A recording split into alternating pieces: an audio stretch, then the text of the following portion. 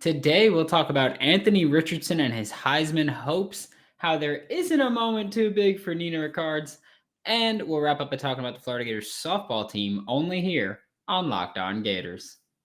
You are Locked On Gators, your daily podcast on the Florida Gators. Part of the Locked On Podcast Network, your team every day.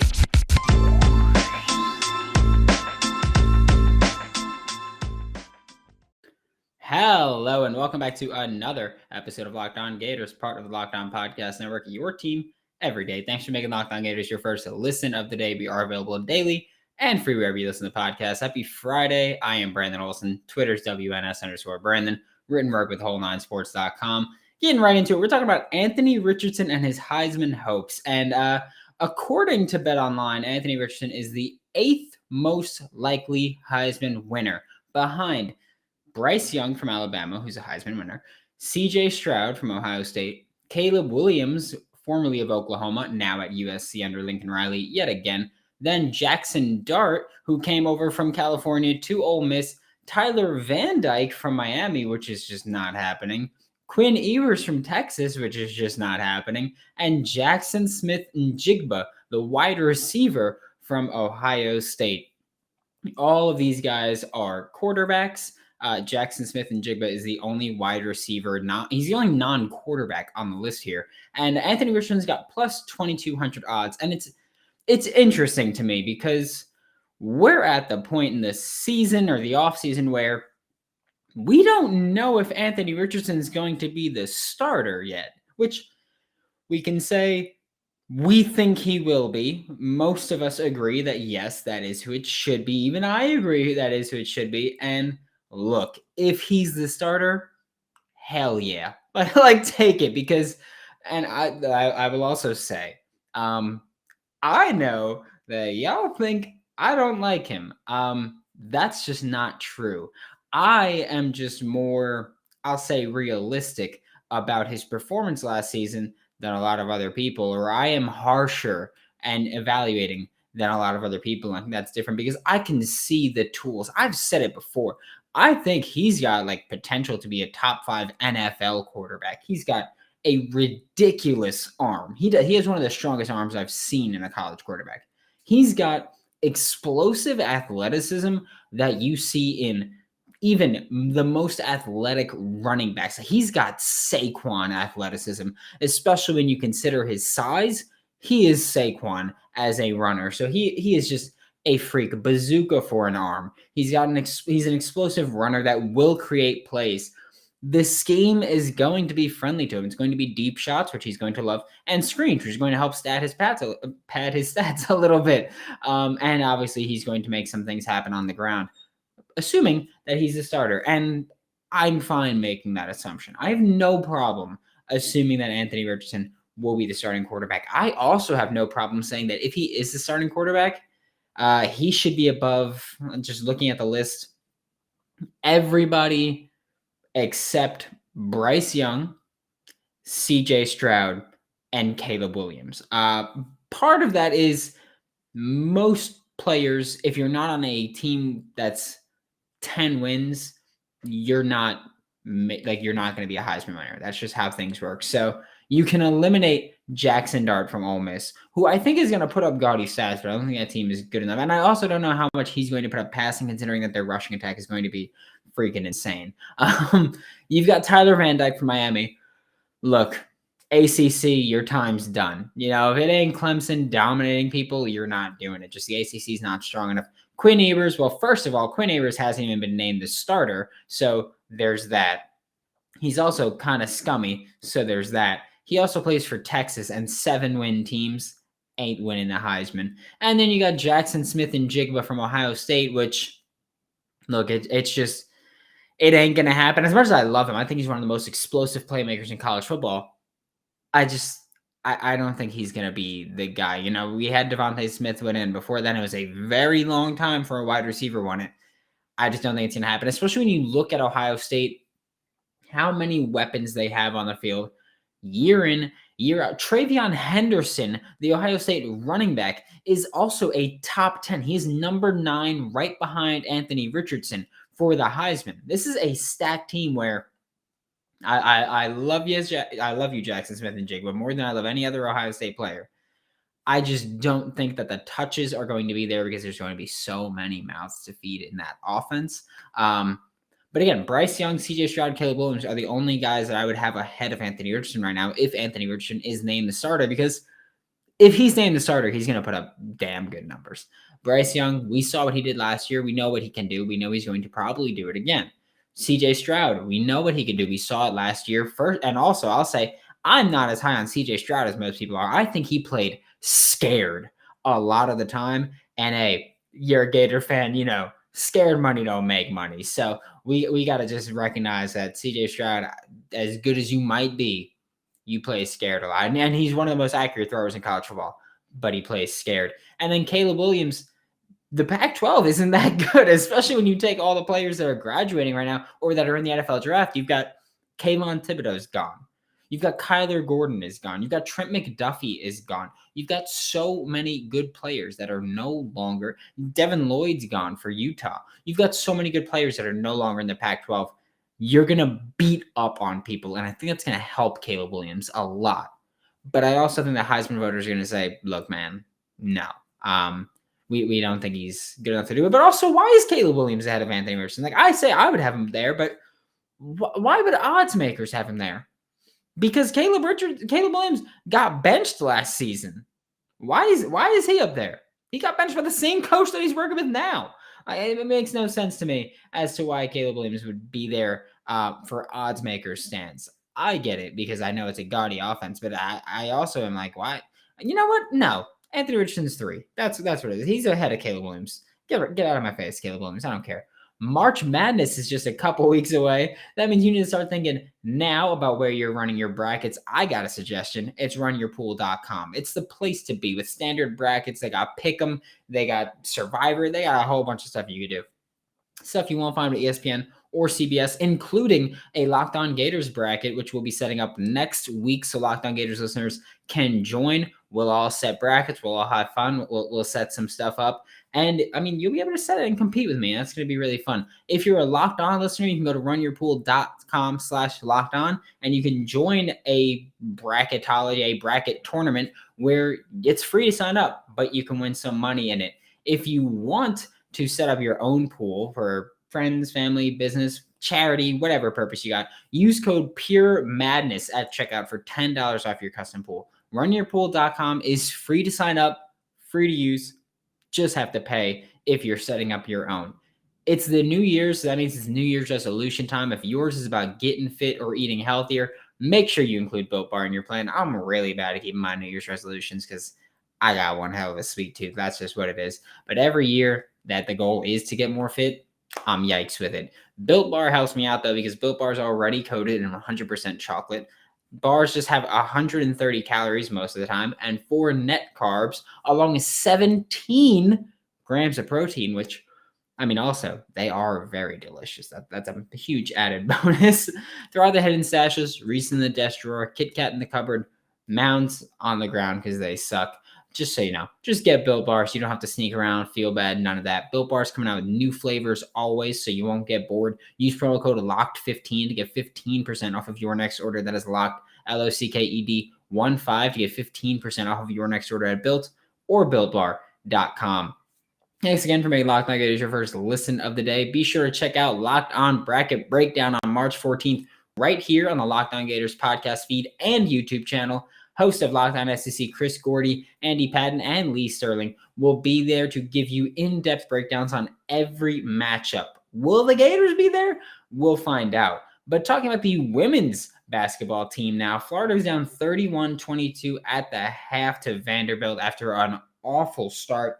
At one point, Vanderbilt is leading the game 16-4 in the first quarter. I believe it was a 12-0 run to start the game for Vanderbilt. It was just awful. Fast forwarding to later in the game, Kiki Smith injured her knee, and that sucks to see. It's the second time she's gotten injured late in a game this season. The other time was at LSU a couple weeks ago, or against LSU a couple weeks ago. She injured her hip or her back again. I still don't know what it was, but she came back for the next game. She was fine. But I'm not going to lie to you. Florida dropped their last game to Vanderbilt, and when Kiki Smith, it already wasn't looking good. When Kiki Smith got hurt, I was thinking it was the end. Which again, we don't even have an update right now on Kiki Smith. I'm recording this immediately following the game, so we don't have an update on Kiki Smith or her injury or her status for tomorrow's game. But well, now today's game. But yeah, I was thinking it was the end, and then Nina Rickards, and Zippy Broughton. I mean, hey man, combined for 29 points on 11 for 21 shooting. They also combined for 12 total rebounds, 8 for Nina, 4 for Zippy. Jordan Merritt and Faith Dude also combined for 5 blocks yesterday, and it was. It's a party, it's a party, it's a party. Like that's all it was. It was a block party the whole time there. And look, I know that I already gave some props to Zippy Broughton and Nina Rickards, but guess what? Nina Rickards. Guess what? I'm gonna do it again because I cannot stress enough just how impressive their performances were. Looking at those late game performances, I mean, Zippy Broughton, one of the sweetest and smoothest layups that I've seen very late in the game. And Nina Rickards had, that clutch free throws, very clutch free throws to give the Florida Gators the lead. And I tweeted this immediately following the game. Actually, it might have been before the game even ended, where I said it very outright. I will say it again. For those of you who don't know, guys, I know I've mentioned that I'm from New York a lot. I know I mentioned that I live in New York. I'm from Queens specifically. So Nina Rickards is, like I said it on Twitter and I'll say it again. She's from Queens, dog. Ain't a damn moment that's too big for her. It's as simple as that. Like, so it was just absolutely clutch free throws. Like I said, we've yet to receive an update on Kiki Smith, who, I'm very interested to see if she'll be available today. The Gators play the Ole Miss Rebels at 3:30 Eastern time, and the Gators have played Ole Miss once this season, and it was a just massacre. Ole Miss won that game 74-56, but hear me out.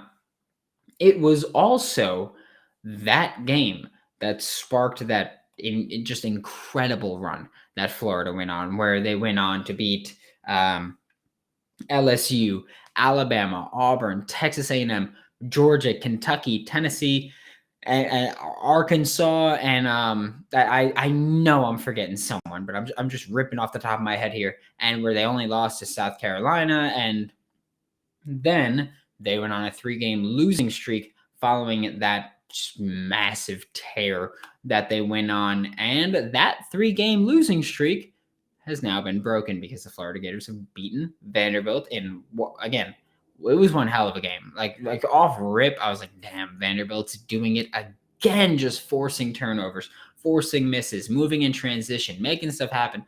Where I was like, Vanderbilt's gonna demolish the Gators again. All right, well, not demolish the first time, but Vanderbilt's gonna beat the Gators again. It was a tough one. When Kiki Smith got hurt, when Florida was rallying, I was like, damn, there goes the momentum. But, and I mean, also, like I'll say, just if you didn't watch the end of the game and what happened after the game, melted my heart. Kelly Ray Finley, the new head coach, or the new permanent head coach of the Florida Gators, was in the huddle. She just tears of joy as she's giving her post-game speech. She was just so incredibly happy, and it's just right tugging on the heartstrings right there. Where her, Zippy Broughton, they were all Faith Dude came up and gave her a big long hug, and it lasted a while. And it was just, you could tell it was such an important win. And Zippy Broughton after the game was even saying, Kiki Smith got hurt. And then we won this game for Kiki. Like we came out and we were like, we need to win this game for Kiki. And Zippy Broughton even said, she's like, I'm a leader on this team. With Kiki out, I'm the leader on this team. I need to be the one to step up. I need to be the one to do things. And I think she did it. I can say that just looking into the future, I could say that I know I talked a lot about this season about our big three. That was the KD, the Russell Westbrook, and the James Harden here. And I think when we look at who's going to replace Kiki Smith, which we will take a deep look at, right now I'm thinking it's Nina Rickards as that stat sheet stuffer. She already does the points, the rebounding. She's just got to get the assists down, the steals down. But she's already been she's been that extra, that Russ Westbrook light, that Kiki Smith light.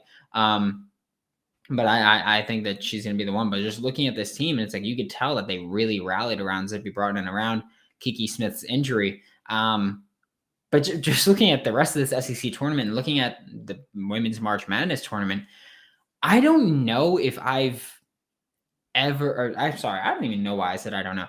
I know I've never wanted it as bad for a Gators women's basketball team as I do now. Like, I've never wanted them to win as bad as I want this specific Florida Gators women's basketball team to win. And I mean, aside from Billy Donovan's last season in Gainesville, I don't know if I've ever wanted any basketball team to win as bad as I wanted this Florida Gators women's basketball team. Like, I'm talking any. I'm talking, Billy Donovan Gators besides his last season.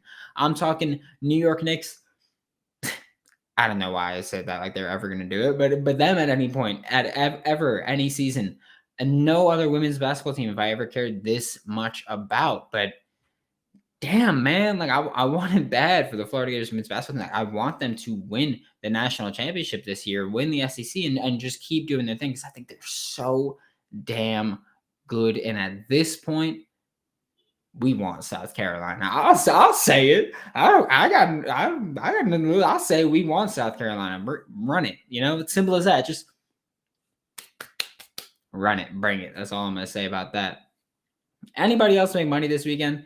I know I did and didn't. It's been a little hit and miss. The Knicks Sixers games have been just cash cows for me at this point. It's just the easiest to go. RJ Barrett, Julius Randle, Joel Embiid, James Harden, over. Cash it. That's as simple as that. BetOnline.net even covers award shows, TV shows, and reality TV with real-time updated odds and props on almost anything you can imagine. It's the best way to place your bets, and it's 100% free to sign up. Head to the website or use your mobile device, because y'all know I usually show my phone. I have my phone across the room, so I can't just get up and go grab it. But yeah, I use my phone a lot, and that's just how I prefer to do it. BetOnline.net, it's where the game starts. To wrap up today's show, we're talking about some softball things. The Florida Gators softball team came out of last weekend with a 16-0 record.